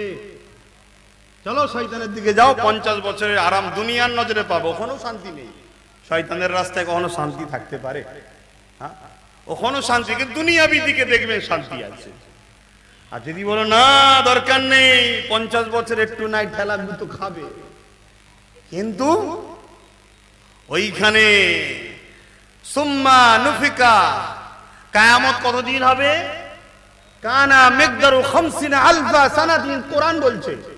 আর কোরআন এমন একটা কিতাব, পৃথিবীতে কারো ক্ষমতা হয়নি আজ পর্যন্ত কোরআনের উপরে কলম চালাবে। জোরে বলুন সুবহানাল্লাহ। পৃথিবীতে বহু ধর্মগ্রন্থ আছে, আমি কাউকে বড় করব না, ছোট করব না, সত্যটা বলছি। পরিবর্তন হয়েছে, সংযোজন হয়েছে, সংশোধন হয়েছে, ভুল বেরিয়েছে, চেঞ্জ হয়েছে, কিন্তু কোরআন কে নিয়ে পৃথিবীতে এত রিসার্চ হয়, অন্য কোন কিতাব কে নিয়ে রিসার্চ হয়নি। কোরআনের মাননে ওলারাও রিসার্চ করে, কোরআনকে মিটানে ওলারাও রিসার্চ করে, মাননে ওলারাও ভুলবার করতে পারেনি, মিটানে ওলারাও পারেনি। 30-40 বছর ভুল বার করতে গিয়ে নিজের ভুলকে ধরতে পেরে হাজারো নয় লক্ষ জ্ঞানী আজও কালেমা পড়া মুসলমান হচ্ছে। জোরে বলুন সুবহানাল্লাহ। সেই কোরআন বলছে কিয়ামত কতদিন হবে? কানা মিকদারু 50 আলফা সানাতিন, 50,000 বছরের দিন হবে একটা। কথা বুঝছেন না? আমি যদি বলি ওখানেই বস, ও আমার কথা নাও শুনতে পারে, সরে যেতে পারে। কিয়ামতের দিন সরার লাইন থাকবে না। যে এত কষ্ট হচ্ছে, মাথার এক বেগদা উপরে যায়, একটু আসছে ছায়াতে দাঁড়ায়, ওটা ভাবার সময় পাবেনি। সব একটাই কথা, নফসি নফসি নফসি। আর আহলে রাসূলরা কি করবে? আরশ আজিমে খানা খাবে। জোরে বলুন সুবহানাল্লাহ। আরে বিচার তো আমাদের জন্য, তাদের জন্য নয়। আমরা তো তাদেরকে আর আমাদেরকে এক করে ফেলছি। আর তাদের যারা গোলাম হবে কি হবে বলুন? তাদের যারা প্রেমিক হবে, বন্ধু হবে, তাদের সাথী হবে, তাদের কষ্টে যাদের কষ্ট হয়, তাদের কষ্ট শুনে যাদের মনে ব্যথা হয়, তাদেরকে আঘাত দিলে যাদের কষ্ট হয়, যাদের চোখের পানিতে যাদের চোখ কাঁদে, তারা কোথায় থাকবে? তারাও তাদের সাথে খানা খাবে। জোরে বলুন সুবহানাল্লাহ। এটা আমার বাপের কথা নয়, এটা আমার রাসূলের কথা। আর নবীর কথাটাই হলো আল্লাহর কথা, ওটাও হাদিস, আর ওটাও ওহী। হাদিসটাও ওহী, আর কোরআনটাও ওহী। একটা মতলু, একটা গায়ের মতলু, এটা সরাসরি, একটা ইনডাইরেক্ট, কিন্তু সবটাই আল্লাহর কথা। যে অস্বীকার করে সে কখনো ঈমানদার থাকতে। তাহলে কত মাকাম তাদের, আর তাদের সংসারের হাল কি? আরেকটা খাতুনে জান্নাতের কথা বলি। কি গো, অসুবিধা হচ্ছে? ইনাদের কথা শুনলে অসুবিধা নেই তো? আরে ইনারা তো আমাদের নেতা, তা আমাদের নেতার ঘরের কথা শুনবো না তো কার ঘরের কথা শুনবো? হ্যাঁ, যারা 100% নিখুঁত, যাদের মধ্যে কোনো খাদ নেই, যাদের কথা আলোচনা করাটাও হলো সওয়াবের কাজ, যাদের কথা শোনাটাও সওয়াবের কাজ, যাদের কথা শুনে অন্তরে যদি কারো একবার প্রেম এসে যায়, ওই অন্তরটা ঈমান ঢুকে গেল। জোরে বলুন সুবহানাল্লাহ। তাদের কথা শুনবেন না? হযরতে খাতুনে জান্নাত ফাতেমা জাহরা হুজুরের একটা কথা বলে ইমামে হোসেন হুজুরে আলোচনা করছি। আহা, আল্লাহ রসুলের দরবারে একদিন একটা মেহমান এসেছে। হুজুর, আমার খিদে লেগেছে। হুজুর, আমি 2 দিন খাওয়া হয়নি কিছু। আল্লাহ রসুল তাকে কিছু বললেন না, সাথে করে নিয়ে খাতুনে জান্নাত ওনার বেটির ঘরে গেলেন, গিয়ে সালাম দিলেন। সালাম দিবার পরে বলছে, মা, তোমার ঘরে কিছু খাবার আছে? এই মানুষটা 2 দিন খায়নি, আর তোমার আব্বা নবী মুহাম্মদ সাল্লাল্লাহু আলাইহি ওয়াসাল্লাম 3 দিন খায়নি, পেটে পাথর মেরে আছে। এখানে কেউ আছে একবেলা খাওয়া হয়নি? তামাম কায়নাত যার জন্য যে কদিন খায়নি, 3 দিন পেটে পাথর বেঁধে রয়েছে। অভাব ছিল? আল্লাহর প্রেম। খোদা তুমি জিহালে রাখো, আমি শুকরিয়া। দুনিয়াকে আল্লাহ দেখাচ্ছে যে আমার সব থেকে প্রেমিককে দেখ, 3 দিন আমি খাওয়াইনি, তাও আমার উপর নালিশ দেয়নি, তোর নামাজ নেই, রোজা নেই, দিন রাত আমার বিরুদ্ধে, তারপরও খোঁটা দিচ্ছিস কেন? কথা বুঝছেন না? বোঝেন না? আল্লাহ আমায় কম দেয়নি, তারপরে একটু কষ্ট হলে যদি অবজেকশন দিই যে আল্লাহ শুধু আমার উপরেই জুলুম করছে, নাউযুবিল্লাহ মিন জালিক, বলা তো যাবে না, বুঝাবার জন্য আমি তো বলে ফেলে অনেকে। আমার রাসূল একমাত্র মালিককে যিনি দেখেছেন একজনই, তিনি হযরত প্রফেট মুহাম্মদ সাল্লাল্লাহু আলাইহি ওয়াসাল্লাম, আর কেউ দেখেনি। অতএব তিনি পেটে 3টে পাথর বাঁধা, তিনি বলছেন তোমার আব্বার 3 দিন খাওয়া হয়নি। খাতুনে জান্নাত বলছে, আব্বা বসেন, আমি ব্যবস্থা করছি। রাসূল বসে আছেন, সাথে লোকটা বসে আছেন। খাতুনে জান্নাত ঘরে গিয়ে নামাজের মুসাল্লা বিছচ্ছে। ভাই, খাবার রেডি করে না, মুসাল্লা বিছচ্ছে কেন? নামাজের মুসাল্লা বিছিয়ে দূরে কার নামাজ পড়েছে, পড়ে হাত তুলে বলছে, আল্লাহ, রেজেকের মালিক তো আপনি। আমি ফাতেমা, আমার 3 দিন খাওয়া হয়নি। আমি ফাতেমা আপনার উপরে কোনো অভিযোগ দিই না, আপনি জিহালে রেখেছেন, শুকরিয়া। এ দুনিয়ার মুমিনেরা, আমার নবীর আশিকেরা, প্রেম যারা করো তাদের উদ্দেশ্য করে বলি, প্রেম যারা করো না, প্রেমের মজা বুঝবে না, তাদেরকে বলো আমার কোনো লাভ হবে না। খাতুনে জান্নাত কি বলতে লেগেছে, ও রাব্বি আল্লাহ, আমি ফাতেমা, আমারও 3 দিন খাওয়া হয়নি, রাসূলুল্লাহ 3 দিন খায়নি, খাতুনে জান্নাত তিনার বেটিও 3 দিন খায়নি। আল্লাহ, কখনো তোমার কাছে কোনো অভিযোগ দিইনি যে আল্লাহ আমার খাওয়া হয়নি, খেতে দাও। তুমি তোমার বান্দিকে যে হালে রেখেছো আমি খুশি। আল্লাহ পাক শেরে খোদা আলী, আমার স্বামীরও 3 দিন খাওয়াইনি, আমার স্বামীও তোমার কাছে কোনো অভিযোগ দেয়নি। আমার ছোট্ট 2 বাচ্চা ইমামে হাসান, ইমামে হোসেন, ওই ছোট্ট ছোট্ট 2 বাচ্চাও 3 দিন না খেয়ে ভুকা রয়েছে, তথাপিও তারাও কোনো মন খারাপ করেনি। কিন্তু আজ আমার দরবারে এমন একটা মেহমান আপনি পাঠিয়েছে, তিনি যদি জানতে পেরে যায় খাতুনে জান্নাত 3 দিন ভুকা রয়েছে, আল্লাহর জমিনের উপরে সব থেকে তিনি আমাকে বেশি ভালোবাসে, আমি তিনার সন্তান, তিনার কন্যা, তিনার মনটা বড় ভেঙে যাবে। আমি আমার আব্বুকে কষ্ট দিতে চাই না, মন ভাঙতে চাই না। আল্লাহ পাক আমার আব্বুর জন্য কিছু রিজিকের খাবারের ব্যবস্থা করে দেয়। আমার আল্লাহ রহমতের দুনিয়ায় জোশ মারলে, এ জিবরাইল দুনিয়ার জমিনে যা দেখ, আমার খাতুনে জান্নাত আমার বান্দি নিজের জন্য বলে না, আমার হাবিবের কষ্ট দেখে আমার হাবিবের জন্য চাইছে। আমার ফাতেমা যদি আমার হাবিবকে ভালোবাসে, আমি আল্লাহকে আমার হাবিবকে ভালোবাসি না, কিন্তু আমার হাবিব বলে দিয়েছে, ও আল্লাহ আমাকে গরিবের সঙ্গে রাখবে কেন? গরিবরা 50,000 বছর আগে আল্লাহ পাকের জান্নাতে যাবে। দোতলা ঘর নেই বলে মন খারাপ করলে হবে? গাড়ি বাড়ি নেই বলে মন খারাপ করলে হবে? 50,000 বছর আগে জান্নাত চলে যাবে, আর এই 50,000 বছর ময়দানে মাহশরে হিসাব দিতে হবে। তুমি কি ভেবেছো আব্বাস সিদ্দিকীরও ছাড় নাকি? আল্লাহ যদি পার করাই তবে হবে, না আমারও লাইন নেই। হযরতে খাতুনে জান্নাত খানার জন্য দোয়া চাইতে লাগলেন। এমন সময় দেখা যায় হযরতে জিবরাইল সাল্লাল্লাহু খানা নিয়ে আসলেন। আল্লাহ নবী দরবারে খাতুনে জান্নাত খিদমতে দিলেন। এ যুবকের আল্লাহ নবী খাবারটা নিয়ে যখন মুখে দিতে যাবে, নবী আমার খাবারটাকে নিয়ে বারবার দেখে ফিরে এসে বলল, ফাতেমা রে, এই খানা তুমি কোথায় পেলে? আর তো লুকানো যাবে না, ইয়া রাসূলুল্লাহ হাবিবাল্লাহ, 3 দিন আমার খাওয়া হয় না, শেরেখুল আলী 3 দিন খাওয়া হয় না, ইমামে হাসান হুসাইনের 3 দিন খাওয়া হয় না, হুজুর ঘরে আমার কিছুই না, আপনার জন্য আল্লাহর কাছে দোয়া চেয়েছি, আল্লাহ জান্নাতি খানা দিয়েছে। এ যুবকেরা, তরুণেরা, দিন দুনিয়ার বাচ্চার ঘরের হালটা দেখে নাও। আজকে তোমার আমার সমাজে সামান্য যদি একটু মাতব্বর হয়ে যায়, তার পরিস্থিতিটা কি দেখো। একটু যদি পয়সাওয়ালা হয়ে যায়, ব্যাস, গরিবকে ভালোবাসুন, গরিবকে পিয়ার করুন, গরিবের সাথ দেন, গরিবের সঙ্গে বন্ধু করুন। আজকের দুনিয়ায় যদি আপনি গরিবের বন্ধু হন, দুনিয়ায় যে যার বন্ধু হয় পরকালে সে তার সাথে থাকবে, তাই তো নাকি? রাসূলের হাদিস, তাল মারউ মাআ মান আহাব্বা, দুনিয়ায় যে যাকে ভালোবাসবে পরকালে সে তার সাথে থাকবে।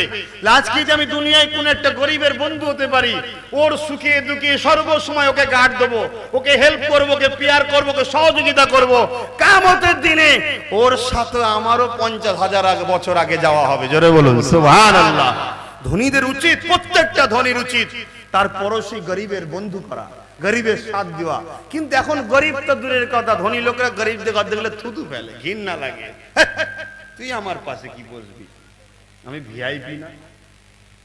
এই সমাজে এরকম ঘটে না? ঘটে না? এগুলো যদি আমার কওমের কেউ করে থাকো, তাদেরকে বলবো পরিবর্তন হয়ে যাও। কেন আমার রাসূল পাক সাল্লাল্লাহু আলাইহি ওয়াসাল্লাম দুনিয়া আখিরাতের বাদশাহী পাওয়ার পরও গরিবী জিন্দেগিটাকে পছন্দ করেছিলেন। জোরে বলুন সুবহানাল্লাহ। আসে ফিরে আসে এবারে ইমামে হুসাইনের কথা একটু আলোচনা করি।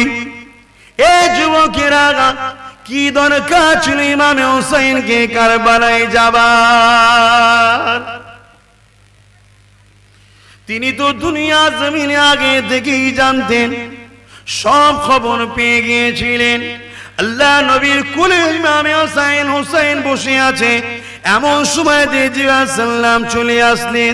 আর এক রাতে রয়েছে হযরতে মিকাইল আলাইহিস সালাম চলে আসলেন। আল্লাহ নবীকে সালাম দিয়ে বলতে লাগলেন, ইয়া রাসূলুল্লাহ হাবিবাল্লাহ, এই বাচ্চাটাকে এত আদর করছেন, এত পিয়ার করছেন, হুজুর আপনি কি জানেন এই বাচ্চাটাকে আপনার উম্মত দাবিদারদের মধ্যে একদল মুনাফিকেরা কারবালা জমিনে থেকে নির্মমভাবে তাকে শহীদ করে দেবে। ইয়া রাসূলুল্লাহ হাবিবাল্লাহ, এই হলো সেই কারবালার জমিনের মাটি। এই মাটিটা যেদিন লাল হয়ে খুন হয়ে যাবে, ওই দিনে ইমামে হুসাইন কারবালার জমিনে শহীদ হয়ে যাবে। আল্লাহ নবী শোনার পরে এত কাঁদা কেঁদেছিলেন, নবী পাকের চোখের পানিতে ইমামে হুসাইন লেগে গিয়েছিলেন। সাহাবা হুজুররা বলেছিলেন, ইয়া রাসূলুল্লাহ হাবিবাল্লাহ, হুজুর আপনি কেন এত কাঁদেন? আল্লাহ নবী বলেছিলেন, এ বাবা সাহাবারা, আমার এই বাচ্চাটাকে কারবালা জমিনে আমার উম্মত দাবিদারদের মধ্যে একদল মানুষেরা বড় অত্যাচার জুলুম করবে, তাকে হত্যা করে দেবে, শহীদ করে দেবে। তাই আমি রাসূলুল্লাহ আমার এই বাচ্চাটার এই কথা শুনে কাঁদতে লেগেছি। কিন্তু একটা রাতে দেখাতে পারবেন না, আল্লাহ নবী একবারও বলেছে হে রাব্বি আল্লাহ আমার এই বাচ্চাটা যেন কারবালার জমিনে শহীদ না হয়ে যায়, এর উপরে যেন জুলুমটা না হয়, এরকম একটা কোনো রয়াতও পাবেন না। হযরতে খাতুনে জান্নাত তিনিও জানতেন এই বাচ্চা আমার কারবালায় শহীদ হবে। খাতুনে জান্নাত কোনোদিন দোয়া চাই না ও রাব্বি আল্লাহ আমার বাচ্চাটা যেন শহীদ না হয়ে যায়, তার উপরে জুলুম যেতে হবে যেন না হয়। ইমামে হযরত আলী রাদিয়াল্লাহু তাআলা হুজুর আমার তিনিও জানতেন একদিন ব্যবসা করে যখন কারবালার উপর দিয়ে আসছিলেন একটা মানুষকে জিজ্ঞাসা করেছিল এই জমিনটার কি নাম, সেই মানুষটা এলাকার বলেছিল এটা কারবালা। হযরত আলী দাঁড়িয়ে গিয়ে বলেছিল এই জায়গাতে আমার বাচ্চা তাবু হবে, ওই জায়গাতে আমার বাচ্চা দাম মুবারকটাকে পড়বে, ওই জায়গাতে আমার বাচ্চাকে শহীদ করে দেবে। সব জানার পরও একবারও কিন্তু তারা হাত তুলে বলেন আল্লাহ আমার বাচ্চার এই মুসিবত থেকে উদ্ধার করে স্বাভাবিক মৃত্যুদান একবারও বলেনি। এ যুবকেরা তরুণীরা আব্বারা আল্লাহ দিনকে বাঁচাবার জন্য তারা নিজেদের প্রিয় বাচ্চাদেরকে কুরবানি করতে পিছে পায়নি, কিন্তু আল্লাহর ঝান্ডাকে নবীর ঝান্ডাকে দিন ইসলামের ঝান্ডাকে কখনো তিনা জমিনে গিরতে দেয়নি।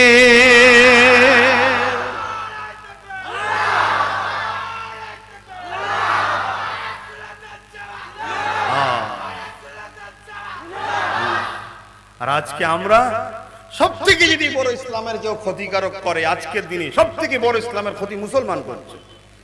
একবারও কখনো কিন্তু দোয়া করেনি যে আল্লাহ ওই কারবালায় যে অত্যাচারটা হবে, কারবালায় কি অত্যাচার হয়েছিল, তামাম কায়নাত যাদের সদকাতে খায় রাসূলুল্লাহর সদকায় রাসূলুল্লাহর ওসিলায় আমরা খাই, তাই তো নাকি গো, মানেন তো নাকি, সব আকীদা রাখেন তো?